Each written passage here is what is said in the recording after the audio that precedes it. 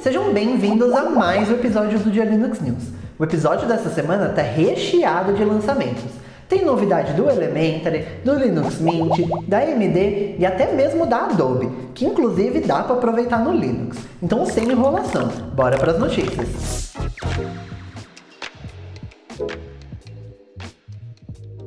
Sabia que um Google é o dígito 1 seguido de 100 zeros?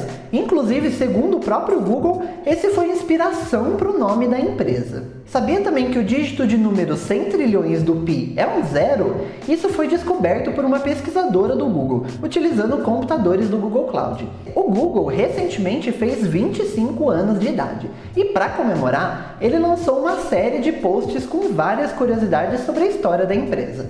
Eles mostraram desde a história de um casal que aprendeu a cortar um abacaxi utilizando o Google, até curiosidades dos escritórios da empresa por todo o mundo.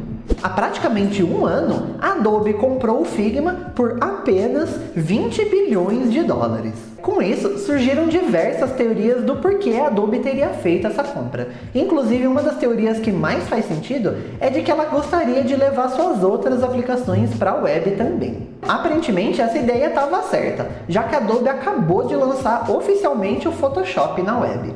Ainda não é uma versão 1 para 1 do aplicativo para computadores, mas já é um ótimo início. E como ele funciona totalmente na web, isso quer dizer que finalmente será possível utilizar o Photoshop no Linux. No Diocast dessa semana, a gente sentou com o Marcel Campos para conversar sobre o mercado de smartphones. Ele era responsável pelo marketing global da ASUS e hoje é gerente de marketing integrado da OnePlus. Então ele definitivamente tem muita coisa para contar sobre esse mercado que a gente não faz ideia. O episódio já está disponível para assistir em vídeo aqui no Linux Labs e lá no Spotify.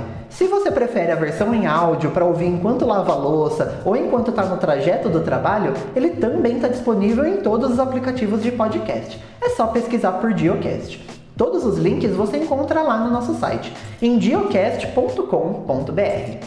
Hoje nós temos novidades sobre o Elementary OS, mas dessa vez eles não mentiram pra gente.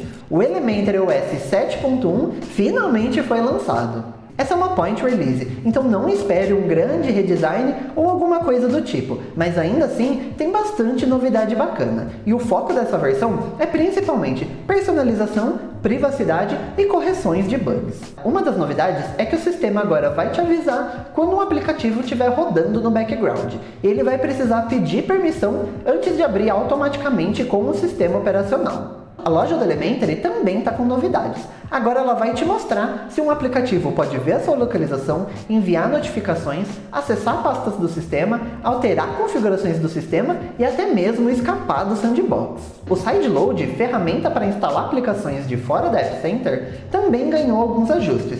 E agora ele te mostra se o aplicativo precisa de permissões avançadas do sistema ou não. O gerenciador de arquivos também ganhou novidades. Agora ele conta com um botão de menu no topo para acessar algumas informações, como zoom, retroceder uma ação, além de opções de organização. Ele também ganhou uma nova ferramenta chamada Bulk Rename. Com ela, você consegue selecionar diversos arquivos de uma vez, clicar com o botão direito para renomear e mudar o nome de todos os arquivos de uma só vez. Isso é ótimo para quando você precisar tirar acentos ou espaços de vários arquivos, por exemplo. Todas essas novidades já estão disponíveis. Se você já tem o Elementary OS 7 instalado, é só você atualizar o seu computador. Se você ainda não tem, já é possível baixar lá no site da distribuição. Bora pro Drops? Na semana passada, a gente tinha falado por aqui que o LMDE 6 tinha acabado de chegar em estágio beta. Pois bem, eles foram mais rápidos do que a gente e já lançaram a versão final. Se você quer utilizar o Linux Mint, mas baseado no Debian ao invés do Ubuntu, o LMDE 6 já está disponível. Ele é baseado no Debian 12 e traz todas as novidades do Cinnamon que você encontra no Linux Mint 21.2. E falando em Mint, a gente já falou algumas vezes aqui no Linux News sobre o Linux Mint Edge ISO, lembra? Dessa vez eu trago notícias mais concretas. A versão Edge ISO do Linux Mint 21.2 finalmente está disponível. Para quem não faz a mínima ideia do que eu estou falando, essa Edge ISO é basicamente o mesmo Linux Mint, mas ao invés de trazer o kernel na versão 5.15 LTS, ele vem com uma versão mais recente, nesse caso a 6.2. Tirando isso, o resto é completamente igual, mas se você quer utilizar o Linux Mint com um kernel mais recente, tá aí a sua oportunidade. Uma notícia triste para os funcionários da Epic Games. A empresa acabou de anunciar um layoff de 16% de toda a empresa. Isso quer dizer que 830 pessoas infelizmente perderão seus empregos. A justificativa do CEO Tim Sweeney é que a empresa está gastando muito mais do que lucra. Esse layoff deve impactar funcionários do mundo inteiro, inclusive aqui no Brasil, já que recentemente a Epic tinha comprado a Aquiles, desenvolvedora do Horizon Chase, para transformar ela na Epic Games Brasil. Além disso, a Epic também está vendendo a plataforma Bandcamp e é super awesome. Vamos torcer para que os funcionários consigam uma recolocação rápida no mercado.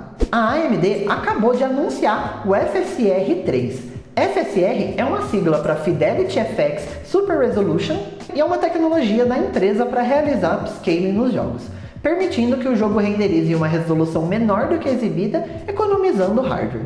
A versão 3.0 também conta com uma nova ferramenta que gera novos frames, permitindo, por exemplo, que um jogo renderize em 30 quadros por segundo, mas que exiba para o jogador em 60 quadros, por exemplo. Os primeiros jogos a receberem o FSR 3 são Forspoken e Immortals of Avium, mas essa lista deve crescer com o tempo. O CSGO acabou de vez, mas espera, não é isso que você está imaginando. É que a Valve acabou de atualizar o jogo e ele virou o Counter-Strike 2. Apesar disso, ele é o 5º jogo da franquia.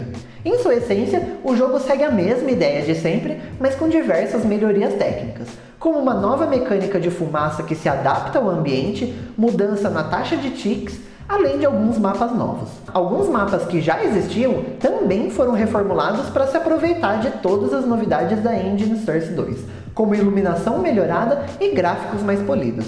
O Counter-Strike 2 perdeu o suporte nativo para o macOS, mas o jogo continua disponível para Windows e para Linux. Curte jogos de plataforma? Então você vai se amarrar na recomendação dessa semana. Ori and the Will of Wisps é um jogo onde você controla o Ori, um pequeno espírito que já enfrentou muitos perigos. Nessa nova aventura, você vai precisar reunir uma família, curar uma terra despedaçada e descobrir o verdadeiro destino de Ori. Esse é um jogo visualmente lindo, com trabalho artístico feito à mão e é desenvolvido pela Moon Studios e publicado pela Xbox Games. É possível jogar esse jogo no Linux através do Proton, a camada de compatibilidade da Valve, e ele está com ranking ouro lá no ProtonDB. E se você quiser receber ainda mais notícias do que aconteceu no mundo da tecnologia e do Open Source, é só se inscrever lá na nossa newsletter, em diolinux.com.br/newsletter. Tá a fim de testar um novo Elementary OS ou LMDE6? Então para isso você vai precisar de um pendrive bootável. Clica nesse vídeo aqui do lado que eu te mostro 4 dicas de aplicativos para fazer isso. Eu te vejo lá.